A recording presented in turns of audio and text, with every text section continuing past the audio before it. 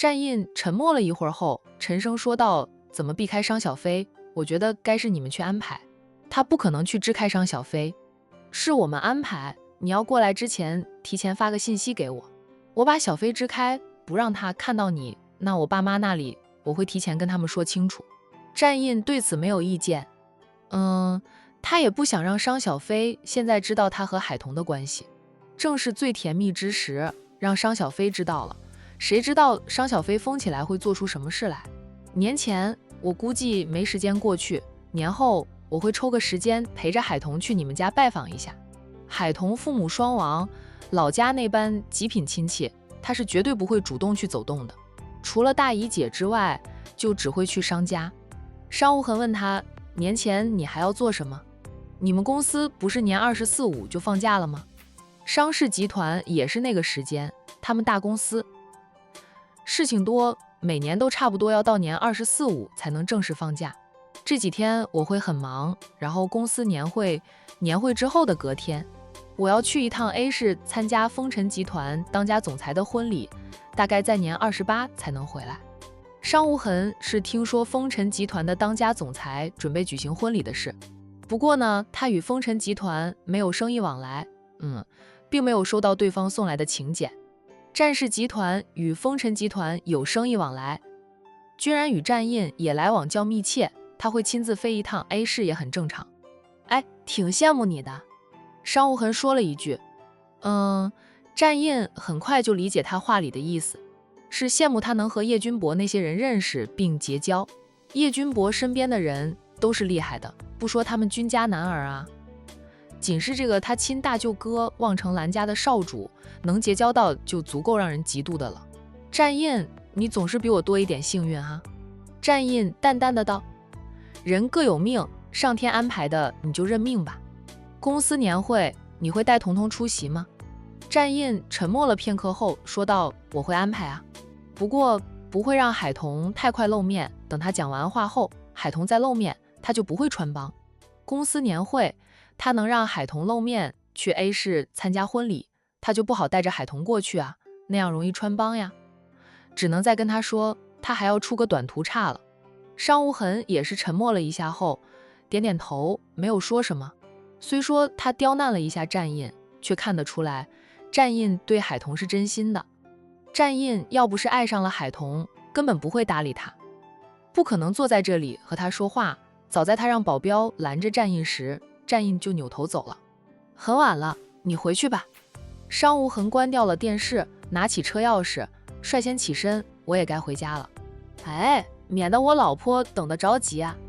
战印是偷偷来的，商无痕是光明正大来的，他老婆知道的，还在家里等着他回家，大概是怕他和战印起冲突吧。战印跟着起身，与商无痕一起走出房间。就两个人肩并着肩朝电梯口走去，却谁都不说话。彼此的保镖默默地跟随啊，也是不说话。要不是他们这走路会发出点声音，深更半夜的看到一群人，还以为是鬼呢。进电梯之前，商无痕就停下来了。战印，他低沉的开口。战印扭头看他，商无痕又不说了，沉默一下后才开口：“你别老是抢我的生意。”战印淡淡的道：“只要你未和别人签合同，他们都有机会反悔。有些人签了合同都还能变故呢，生意场上本就如此。不能说我抢了你的生意，只能说是你们商氏集团实力不够强大，客户才会选择了我战氏集团。生意归生意，人情归人情，你别让我让你哈。”商无痕，战印，你有种。战印依旧是淡淡的：“我当然有种，倒是你，结婚好几年了，还没有生个娃，你是不是身体不好？看在你是海童表哥的份上，我可以给你介绍个神医，帮你医治医治。你才身体不好，我身体好得很，我夫妻俩是想过两人世界，不着急要宝宝。”商无痕被战印的话气得半死，却知道不仅是战印这样怀疑，外界的人都在怀疑他夫妻俩要么是一方有问题，要么是双方都有问题。我走了，商总不用再送了。阿七帮战印按开了电梯门后，战印撇下一句话，就带着保镖们进了电梯，留下商无痕在电梯门口好一会儿才骂道：“谁送他了？我这是要回家啦！竟然让战印先占用了他的专用电梯啊！”商无痕决定回家后，就跟老婆商量商量要宝宝的事。结婚好几年，一直过着两人世界，的确很幸福，很甜蜜。不过夫妻俩的年纪渐渐增长，他父母是没有催生啊，但兰家那边却是催的了。每次他陪兰晶回娘家，老丈人话里话外都是生孩子的事，那兰晶也会被他丈母娘叫进房里问东问西，反正也是与生娃脱不了关系。战印懒得管商无痕夫妻俩要不要生孩子，他倒是挺想有个属于他和海童的孩子。奶奶整天念叨着抱曾孙女呢，当然他不会给海童施加生育压力，他是不拘男女，只要海童肯生，他都喜欢。儿子的话，像洋洋那样也挺可爱的。战印想，他和海童的孩子必定会比洋洋更加的俊俏可爱，因为他的颜值比周鸿林高。两位大总裁都抱着想当爸的心理回家，海童睡得香甜，压根儿不知道战印外出了。战印回来后，看他睡得香，忍不住贴过去亲吻他。亲着亲着，他控制不住，又造了一回人。海童还以为自己在做梦呢。隔天醒来时，他睁开眼望着天花板，半天都没有回魂。他在想，昨晚那事是不是他做梦啊？还是身边的男人睡到半夜，兽性大发，趁他睡着了占他的便宜？偏头看身边的战印，见他还在睡，海童轻拧一下他的脸，说道：“肯定是你趁我睡着占我便宜了，狼少。战印今天要回公司，梁姨又不在这里，海童先醒来的，她洗刷一番后，就下楼去准备为丈夫做早餐，还在楼梯上就听到了门铃响。大清早的，谁来了？海童下楼后呢，找到了钥匙，先把主屋的大门打开，走出去，远远的看到有个人站在别墅门口，两边手还提着两只袋子，瞧着像是送外卖的。海小姐，早啊！邹经理笑眯眯的打招呼。是你啊，早。海童没想到是管城大酒店的大堂经理。邹经理举了举手上提着的袋子，笑道：“战先生昨晚就打电话给我，订好了2份早餐，让我这个时间段送过来，我就一大清早跑过来打扰海小姐了。”海童心里想着，他几乎一整晚都和战印在一起，都不知道他什么时候通知邹经理送早餐过来的，还老是让管城酒店送。虽说他在战氏集团上班，在管城酒店消费能打折，也不能老是去那里消费啊。面上海童却是笑着的，他开了院子的大门，谢过邹经理，才接过2份早餐，然后问了句：“邹经理需要多少钱？我给钱吧。”战印说了，这栋别墅是只给了首付的，每个月还要还房贷，哪怕他后面又存了钱，却是买了明苑花园那套房子，估计现在也没有多少家底了。偏偏呢还不知道省钱，吃个早餐都还要叫管城大酒店的人送过来。以往不都是他去市场的早餐店打包，或者他亲自做给他吃吗？战先生会支付的哈。邹经理不敢让海童付钱，我和战先生是夫妻，是一家人，他的钱也是我的钱，我支付也是一样的。邹经理，大家都这么熟了，老熟人，你说吧，多少钱我都给的，不会让你打折太厉害。邹经理见海童坚持要给钱，只能说了个数，跟他送来的2份早餐差不多吧，不会太贵，但也不会太便宜，中等价。我没有带着现金，扫微信吧。邹经理应声可以。他把他的工作牌翻转过来，背后就是收款的2维码。还好他早有准备，他就想着战总可能没那么快起来，应该是总裁夫人出来拿早餐的，夫人会问钱的事，所以他提前准备了个收款2维码。海童扫了收款2维码后，又谢过邹经理，拎着从管城酒店送过来的2份早餐回屋里去。刚进屋就看到战印下楼，醒了。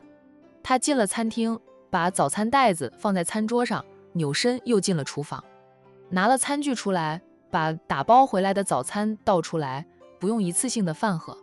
以后你想吃什么早餐跟我说一声，我每天几乎都是这个时间段起来，我给你做，不用老是让管成酒店的人送过来，太贵了。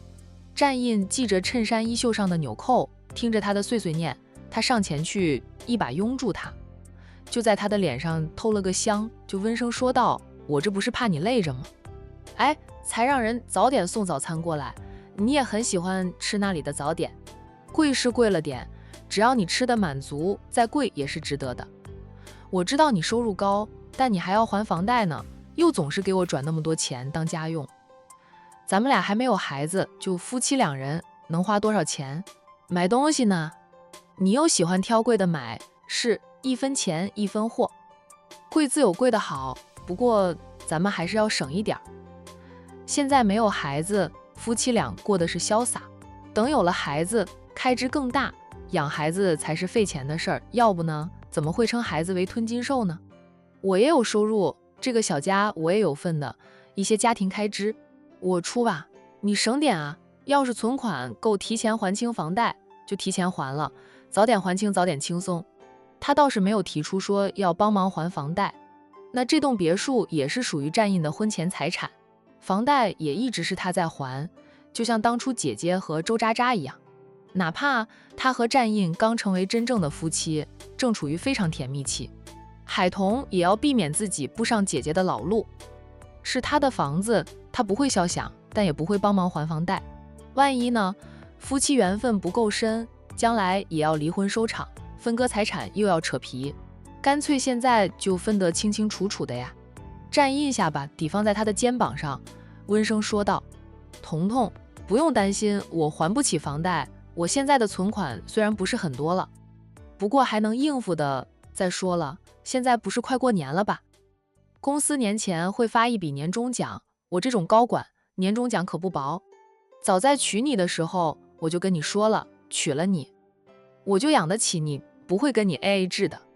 我这栋别墅虽说是还在供着，由于我首付给的多，每个月要还的房贷对于我来说，还是很轻松的。别忘了你老公我年薪几百万呢。海童搬开他搂着他的大手，转身与他面对面说道：你心里有数就行。他高收入，平时出入的都是高级餐厅，习惯了那样的消费。他就是那样提一提，他听不进去，他就也不好说什么。等会儿你上班后，我回明苑花园的家，我还是习惯那里，去哪里都方便。这里的环境是更好一点，但是离他平时活动的场所较远。战印笑了笑，说道：都是咱们的家，你喜欢住明苑花园，咱们就住那里，这里就周末或者逢年过节放假了，再过来住上几天。海童了一声，不过来住一住吧，这别墅买得就太亏了。当初夫妻俩要不是闪婚，估计他也不会再去明苑花园买套房子吧。说到底，也是他怀疑她是心机女，是拜金女，所以不敢让他知道他名下还有这栋别墅，也不敢让他知道他年收入几百万啊。婚后到现在，海童是不曾问过他月入多少钱的。哎，你今天的计划是什么？战印替他拉开了一张椅子，让海童坐下，他跟着他的身边坐下。我现在已经是放年假的了，除了我的编织，我的工艺品，也没其他事了。不过今天我打算去我姐租的店铺看看有什么需要我帮忙的。战印点点头。晚上我约了小军一起吃火锅，战印就说道：我晚上没空呢，我又没说要带着你去。我跟小军说好了，就我们俩吃货去吃火锅，敞开肚皮吃。他说我不在的这段时间，他老是跟着小峰去蹭吃的，都吃得不过瘾。战印低头吃他的早餐了。反正没他什么事。过几天我们公司会开年会，到时候我拿份邀请函回来给你。当天晚上你换套晚礼服，我回来接你也行，或者你自己开车过去也行。你们公司开年会，我去干嘛？我又不是你们公司的员工。海童不喜欢参加那些会的。就算去了，他也是冲着美食去的。可陪着战印的话，就会像小军说的那样，不能放肆的吃，不过瘾，还不如他叫上小军去吃火锅呢。公司年会是可以带着家属的，别人都带家属了，我不带家属，觉得有点亏。海童无语地看着他，我当晚得在公司帮忙，你要是等我回去接你，可能要晚点的，我总要忙完了才能抽时间去接你。那行，到了那天你跟我说一声，我自己过去。你不用赶回来了，我到公司门口，你出来接我就行。总不能我自己厚着脸皮往里闯吧？战印放下心来说道，那是自然的。到时候沈小姐估计也会去吧。苏总没有女友啊，但他对沈小姐印象很好，他应该会邀请沈小姐给他当一回女伴的。往年呢，公司年会，战印是说完了话后就会离开现场，他不走，公司上下那么多人，都没有人能玩得尽兴的。就苏南好热闹，他通常会陪着大家闹到年会结束的。故而很多女职员都会借着年会之机，想跟苏南搭档，内心都在奢望着苏南能够看到他们的优点，喜欢他们。苏南虽然比战印温和，话多，容易和大家打成一片，可他也不喜欢被一般女职员轮番上阵攻他。后来再到公司年会，苏南都会花钱请他家族里的年轻女性充当他的女伴，借此来抵挡女职员的热情攻势。那现在有了沈小军呢，想必苏南会请沈小军当一回他的女伴。海童想说沈小军未必会给苏南当女伴，话到嘴边又不说了。他不是沈小军，无法替沈小军做决定。早餐过后，战印先送海童回明苑花园，他才赶回公司上班。海童回家叫上梁姨后，载着梁姨一起去姐姐的租房。谁知道扑了个空，他姐姐早就出门去了店里。海童只得又去姐姐租的那间店铺。海玲的店铺现在还没有办法翻修，因为工人大多数都回乡过年了，需要买的材料他也买得七七八八了。其实现在还不需要他天天跑回店里的，他就是闲不住，总要去找点事情做，那样时间才过得快。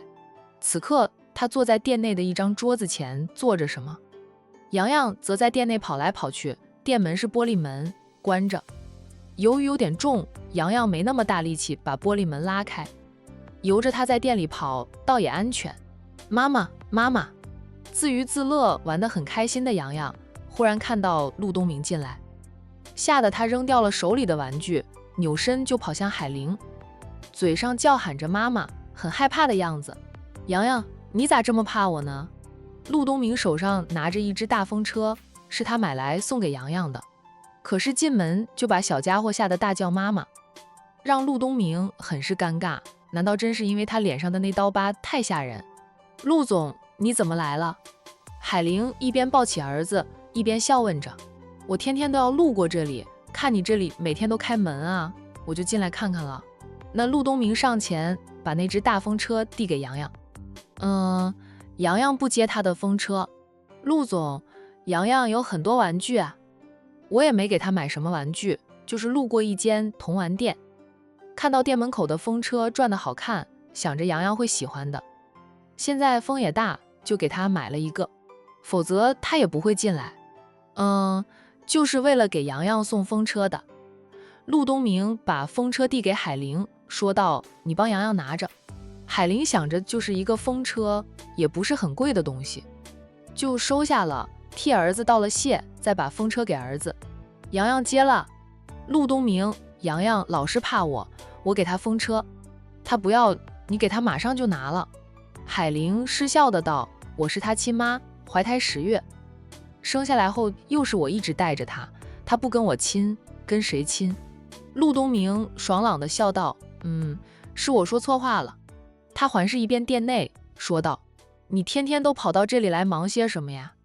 卫生倒是搞得很干净了，但现在搞得这么干净，年后重新装修又得乱七八糟的，买装修材料，总之就是这里摸摸，那里动动，一天的时间就过去了，觉得很充实。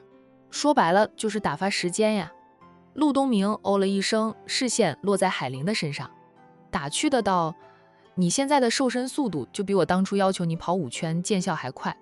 我依旧每天跑步的，也控制饮食，不吃高糖、高脂肪的，每餐只吃7、8分饱。这体重就开始下降了。从我和周鸿林闹离婚到现在，我瘦了20斤。陆东明觉得体重减掉了20斤的海玲稍微好看了点，以她的身高，至少还要再减掉80几斤才能达标吧。挺好的，继续坚持哈。海玲笑笑，想起自己买了些水果放在店里，她问陆东明：“陆总吃水果吗？”“我今天刚买的，我去洗给你吃。”“不用了，我要去开会，你忙吧。”陆东明见洋洋玩风车玩得开心，飞快地伸手去轻捏一下洋洋有点肉的小脸。洋洋反应过来时，他已经缩回了手。洋洋气呼呼地瞪着他：“哎，陆叔叔搞偷袭的。”“洋洋，陆叔叔上班去了，拜拜。”偷袭成功的陆东明笑眯眯地和洋洋说再见。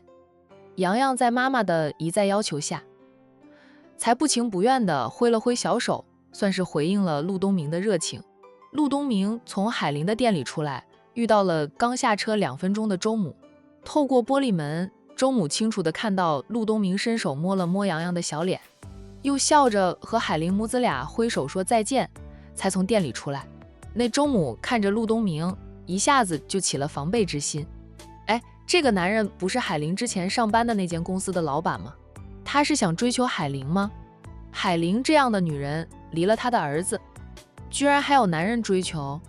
不过见着陆东明脸上的刀疤，周母又觉得正常了，因为这个男人破了相的，肯定是婚事不顺，年轻漂亮初婚的女孩子不想嫁他才会把注意打到海玲这种离婚女人身上吧。饶是如此，周母心里也不爽。因为陆东明是当老板的，虽然颜值有损，但人家有钱呀。他和女儿呢，去陆氏集团等着海玲时，可是对着陆氏集团的办公大厦1个下午。听儿子说，陆氏集团在管城也是大集团之一，比儿子上班的那家公司强多了。儿子还说，以他的能力，都未必能进入陆氏集团当高管呢。海玲居然能进入陆氏集团上班，也让周鸿林有点不服气，意识到海玲只要重回职场还是很厉害的。还好夫妻俩离了婚，他以后都不用担心会被妻子压一头。叶佳妮是他的秘书，只会依附着他，满足了他的大男人自尊心。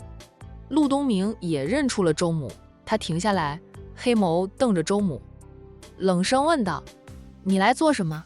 他扭头看一眼店内的那对母子，随即警告着周母：“这店铺是我租给海玲的，你要是敢在这里撒野，别怪我不客气，到时候可不是赔点钱就能了事的。”周母反问他：“你又来做什么呀？哎，你是不是想追求我儿媳妇？这一条街的商铺有一半都是我的，我算是海玲的房东，我来这里做什么与你何干呀？你儿媳妇？我怎么记得海玲已经和你儿子离婚了？怎么她还没有把小三扶上位啊？赶紧去催他们结婚呀，那样你就有新的儿媳妇了。海玲与你们周家已经没有关系，别开口闭口儿媳妇的。”周母一噎，他现在不想让儿子娶叶佳妮，但儿子不听话的，已经选好了日子和叶佳妮去办结婚手续的。叶佳妮的父母兄嫂也在今天从他老家过来，说是2家人见见面，就吃顿饭，再商议2个人的婚礼事宜。周母想到叶家人过来，主要是谈彩礼钱的，就替儿子肉疼。离婚时分了那么多钱给海玲，海玲好歹给他生了个孙子，给海玲就海玲了，至少海玲的钱大部分都是花到他的孙子身上。周母想来想去后，再加上被丈夫劝导呢，也就接受了那个事实。不接受也不行呀，钱都到了海玲的账上。但叶佳妮现在肚里可没有怀着他们周家的骨血，又是小三上位的儿子，居然说要给彩礼，要办婚礼，周母就一肚子火气，忍不住就跑来找海玲了。他跟踪过海玲，知道海玲在这里租了间店铺，准备做生意，就是不知道这海玲准备做什么生意。怎么就没关系了？洋洋还是我亲孙子呢？海玲是我亲孙子的妈，这能没关系？陆东明蹙眉，你到底想干什么的？周母直了直腰肢，理直气壮的道：我来看我孙子的。离婚时，海玲也说过，只要我们想洋洋了，随时可以来看洋洋的，怎么你管得着啊？周母挽着他的包，抬头挺胸的从陆东明身边走过，还说了句：我会让我儿子和海玲复婚的，你没指望了。陆东明都想笑了，他又不是在追求海玲，他不过是很喜欢洋洋这个小家伙，给洋洋买了个风车送进来而已，怎么就成了他在追求海玲？怎么就没有指望了呢？周鸿林那个人渣，就算他愿意和海玲复婚，海玲就复婚了，是周鸿林没指望了吧？那陆东明扭头看着周母推开了玻璃门进去，片刻他最终选择了离开。他和海玲又没有太多的交情，只要周母不是来找茬的，他都懒得管。洋洋，周母进店后就笑容满面的从他的包里拿出一辆玩具车，对洋洋说道：洋洋，你看奶奶给你买了玩具。奶奶？洋洋不知道大人们发生了什么事，他看到爷爷奶奶和爸爸还是会叫喊的。海玲对周家人有怨有恨，不过离婚后也就看开了，只要周家人不来找他的麻烦，他在看到前夫一家已经能稍微的平静了。他并没有在洋洋面前说过前夫一家人的坏话，怎么说呢？周鸿林都是洋洋的亲爸。海玲放下了洋洋，周母上前来蹲下身去与洋洋面对面的，并把玩具车递给洋洋，想从洋洋手里拿走风车，那是陆东明送的。他有危机感，觉得陆东明是先从洋洋身上入手。对于离婚带着孩子生活的女人来说，寻找第二春，最主要是看男方能不能接受自己的孩子，对孩子好不好。洋洋是他们周家的孙子，可不能叫陆东明作罢。我要这个。洋洋不喜欢奶奶给他的那辆车，因为他已经有很多那种玩具车，表姨给他买的玩具他玩很久都玩不完，他更喜欢陆叔叔送给他的风车。好看。洋洋拿回了风车。这风车有什么好玩的？洋洋，哎呀，你要是喜欢风车，奶奶带你去买新的好不好？哎，不要这个了。周母尝试着要拿走风车，洋洋不肯，还扁了嘴，想哭的样子。周母只得放弃拿走他的风车，心里骂着陆东明不要脸，用一个小风车就收买了他的宝贝孙子。周母抱起了洋洋，起身问着海玲：海玲，刚才那个是你之前的老板吧？哎，他是不是在追求你？海玲看他像看怪物似的，淡淡的道：陆总是路过，给洋洋送了个风车，阿姨想到哪里去了？再者，那也是我的私事，与阿姨无关吧？周母陪着笑，我也就是随口问问，不是就不是了，你是离婚女人，还带着个儿子，谁愿意帮别人养儿子？海玲，若是有人想追求你，必定不是亲生的，是骗你的，想骗你的钱。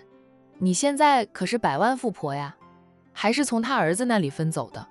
海玲扭身走开，找点事情做，并说道：说了，那是我的私事，与阿姨无关，阿姨有这个闲心，还不如操心你儿子和叶小姐的婚事。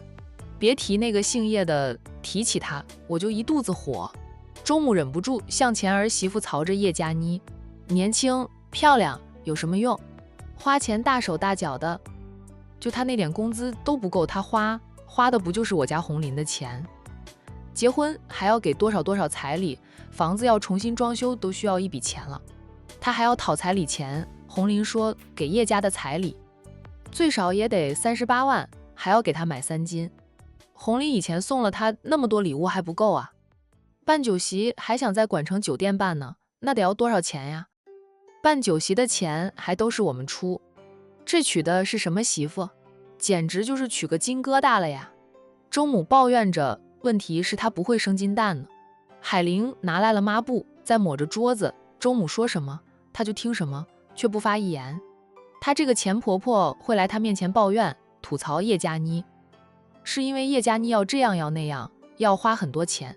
要是叶佳妮像她当年那么傻，主动掏钱装修房子，又不要彩礼。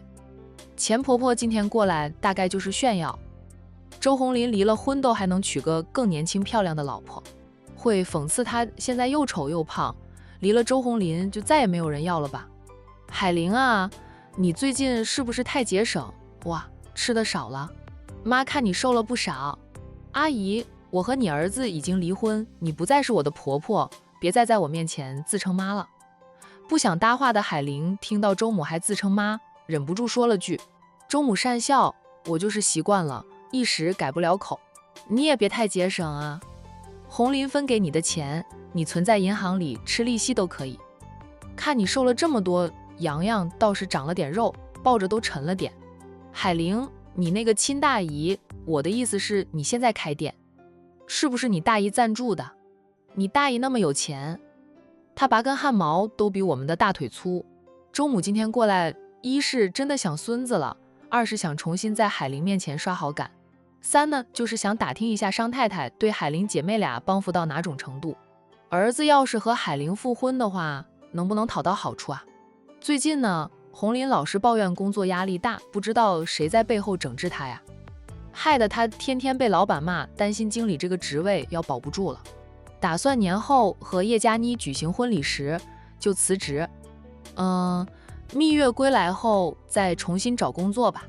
商氏集团那是仅次于战氏集团的大公司，要是儿子能进入商氏集团上班，那该多好呀！我有手有脚也有本钱，何须我大姨帮扶？海玲一句话让周母张嘴都说不出话来。好半天，周母说道：海玲，你是不是傻呀？你大姨找你妈找了几十年，你妈不在了，就只有你们姐妹俩，你大姨又那么有钱，她认回你们姐妹俩，肯定很乐意帮扶你们的。这是别人想都想不到的机会，你居然不用你大姨帮扶。海玲停止抹桌子，淡淡的道：我大姨说要赠送一栋带着前后院的别墅给我啊，也送一栋给彤彤，还要给我们姐妹俩每人一大笔钱，当做我们创业的启动资金。周母眉开眼笑的，我就说你大姨不会亏待你们的，我们拒绝了1分钱也不要我大姨的房子，我们能凭自己的本事买就买，没本事买就租房住。真是个傻瓜。哎，大傻，有人送大别墅不要，就给一大笔钱也不要，却要跟他儿子分那200万的财产。姐，洋洋，海彤和梁姨推门进来，看到周母在，那海彤的笑容一下子就收敛起来，然后气势汹汹地走过来，还挽了挽袖子，质问着周母：你还来做什么？我警告你，你敢来我姐这里搞破坏，我把你的手都卸了。海彤，我就是来看看洋洋的，不是来搞破坏的。周母知道海彤会拳脚功夫，对他们周家也满是怨气，怕是海彤真的动手，赶紧解释一句：你不信的话问你姐，我真的是来看洋洋的，还给洋洋带来了新的玩具呢。周母一边解释着，一边把洋洋递给海彤，说道：我来了这么久，也该回去了。海玲，我先回去了，改天再来看你和洋洋。周母丢下一句话，就赶紧跑了。海彤抱着洋洋跟出门口，看着周母上了一辆计程车，是真的离开，他呸了一句，骂着以前都不见他这么积极来看洋洋，现在来装什么好奶奶。见周母临走前塞给洋洋的那辆玩具车，他从洋洋手里拿过玩具车，问着洋洋：洋洋，这玩具车呀，你喜欢吗？不喜欢。洋洋摇头说道：我已经有很多玩具车，都是会跑的，奶奶买给他的玩具车都不会跑的呀，那扔了好不好？洋洋想了想，说道：给小宝哥哥玩。他认为小宝哥哥有了玩具车，就不会抢他的玩具。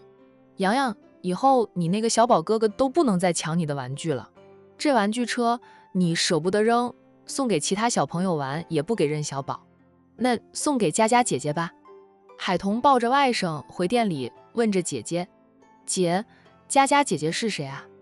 我邻居的小女儿，常和洋洋一起玩的。海彤把周母买来的那辆玩具车放在桌子上，洋洋说把这车送给佳佳姐姐玩。海玲不替儿子做决定。